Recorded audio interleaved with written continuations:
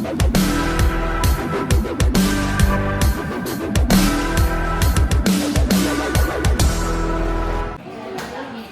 welcome back to our YouTube channel. Para sa latest update natin guys, ngayong April 9, 2025, andito tayo kay Honor at ito na yung update natin ngayon. Guys, ito sa mga nag-request po ng ating latest update. Ayan po yung mga i-update natin dito kay Honor. Sa budget po nila, X6B. Then ang kanilang X8C. Yan. So may dalawang colors po ang kanilang X8C. Ito po yung isang leather. Naka leather type. Tapos guys, andito yung kanilang latest din na X9C 5G. Ito guys, kung bet natin ng mga naka-curve. Yan. At syempre guys, ang kanilang Honor X7C.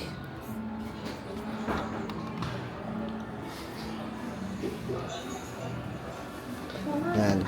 At syempre guys, nandito pa rin yung kanilang Honor X200 Pro. Yan, sa mga nagtatanong po ng ating ng 200 Pro nila. Tapos guys, ang kanilang 200 5G ay discounted pa rin. Meron po yung discount. Alamin po natin yun maya maya. So ito na guys, umpisahan na natin. Doon muna po tayo dun sa kanilang At ito nga pala guys, so aabangan natin yung kanilang Honor Magic 7 Pro 5G.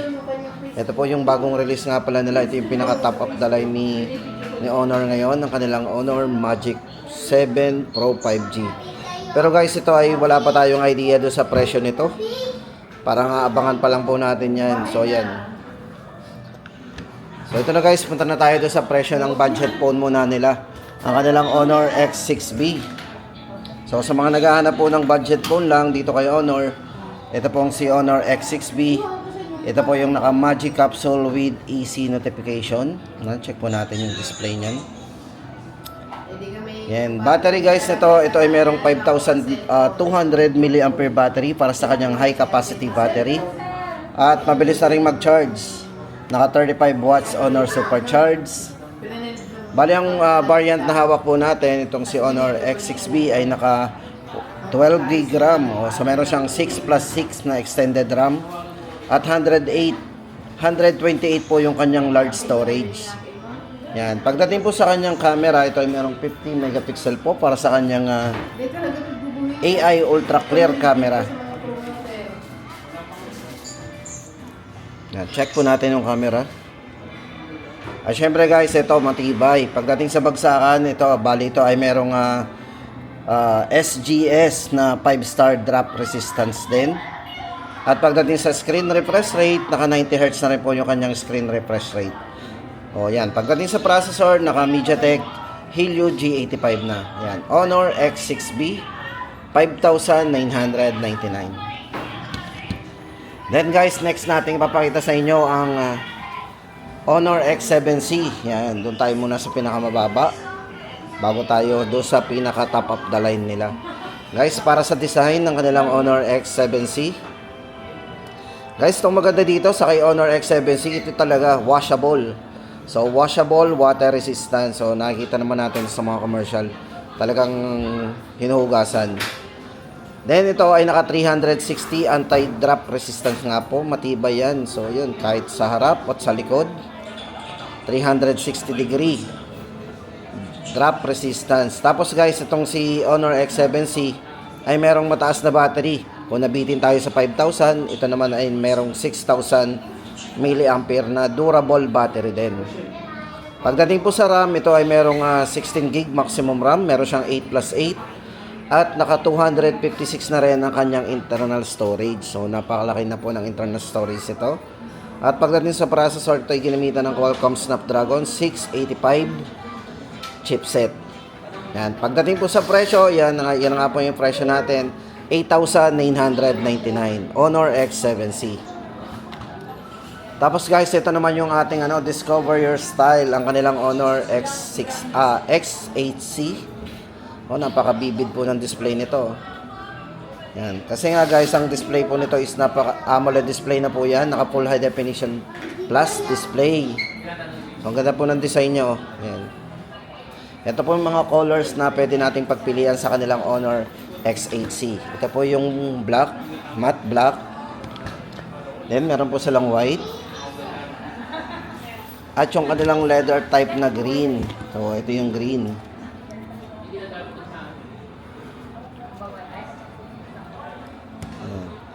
Ito na guys, pagdating sa mga S specification po nito, ang hawak nating variant sa ito ay naka 16 GB RAM. Then, napakalaki na po ng internal storage ito, 512 GB na. Yan, sa mga mahilig mag-download, mag-upload, mag-save ng mga photos, ayan, 512 po yan. Pagdating sa camera guys, itong si Honor X8C ay naka 108 megapixel po para sa kanyang night camera, plus optical image stabilization at yan, medyo electronic image stabilization. O diba, dalawa yung ginamit na stabilize. OIS plus EIS. Yan po doon sa kanyang night camera 108. Then pagdating po sa kanyang front camera, naka 50 megapixel yan. Naka 0.8. Tayo sa photo. Ayan. Then pagdating sa video, check natin. Ganda rin ng stable na rin. So meron na rin po siyang dual view video. So sa mga gustong mag-video ng sabayang front at back.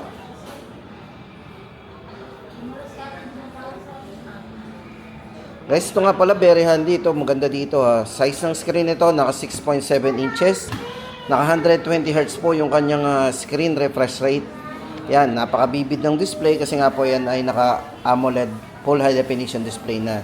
Sa battery, 5,000 mAh battery at naka 35 watts fast charging na po yan. O yung tinatawag nilang Honor Supercharge. Yan, presyo po na kanilang Honor X8C, 13,999. Tapos guys, ito na, punta na tayo sa kanilang Honor X9C 5G. Ito guys, para sa kulay, ito yung kanilang purple. Tapos ito naman yung black. Guys, ito si Honor X9C 5G. Guys, ito ay naka all angle triple defense. So pagdating sa drop, water and heat resistance. So 360 degree din yan. Yan, safe yung ating yung phone accidentally mahulog, ma-drop, di ba? Tiba yan. Then maganda dito sa kanyang edge na screen, ito ay naka 1.5K resolution at naka AMOLED curved screen nga po yan. Sa battery, napakataas ng battery nito. Ito merong 6,600 mAh durable battery.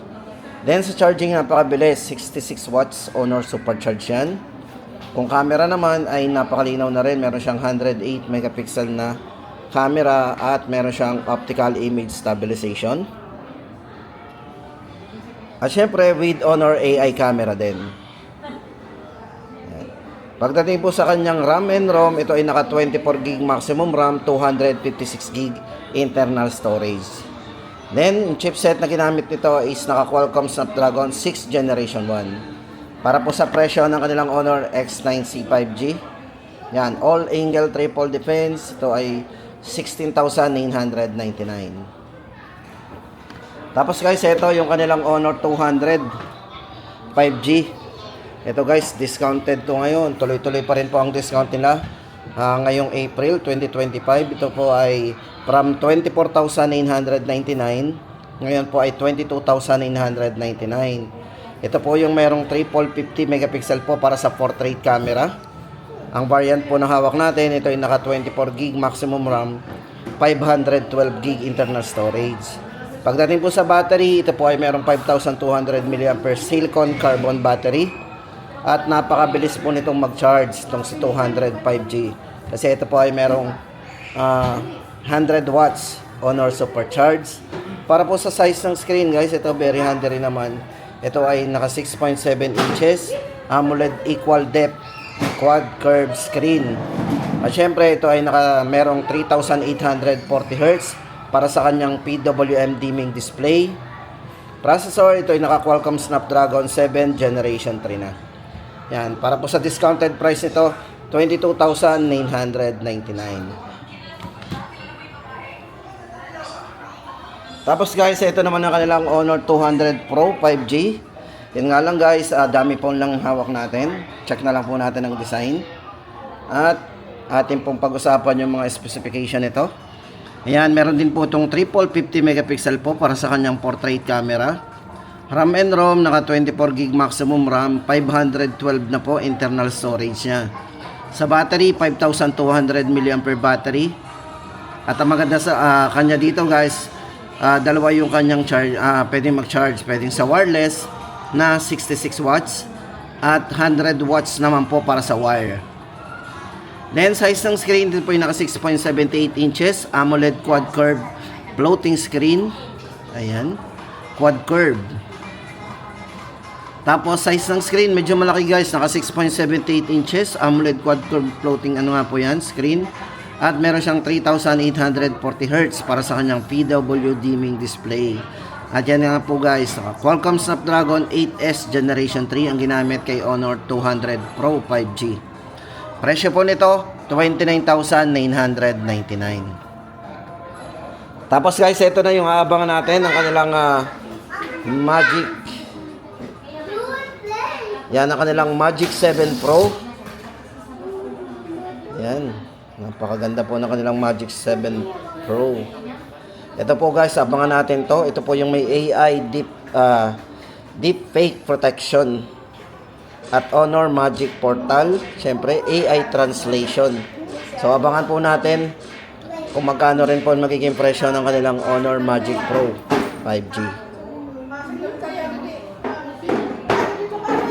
So, ayan guys, ang ating latest update ngayong April 9, 2025. So yun guys, ulitin natin, April 9, 2025 po yung update natin na to. So kung nagpaplano pa lang tayong bumili, ay pagkakataon na natin makapamili.